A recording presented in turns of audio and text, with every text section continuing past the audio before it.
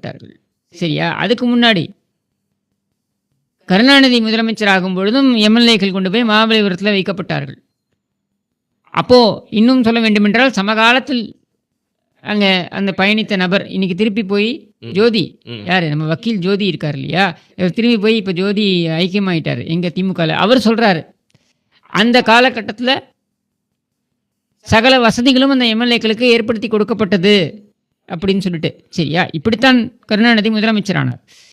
நம்முடைய கேள்வி என்னென்னா, இவ்வாறாக வந்த கருணாநிதி அவருடைய அரசியல் பயணம் என்பது ஒரு நீண்ட நெடிய பயணம். அது கொடிய பயணமாக இருந்தாலும் ஒரு நீண்ட நெடிய பயணம் என்பதனை மறுக்க முடியாது.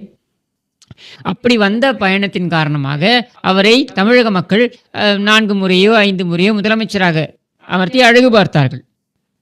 சரியா? ஒவ்வொரு முறையும் அவர் தமிழக மக்களுக்கு துரோகம் தான் இழைத்தார் என்பதனால் தோற்கடிக்கப்பட்டார். அதனால தான் செயல்படாத எம்எல்ஏவாக இருந்து செத்து போனார். இப்போ நம்முடைய கேள்வி,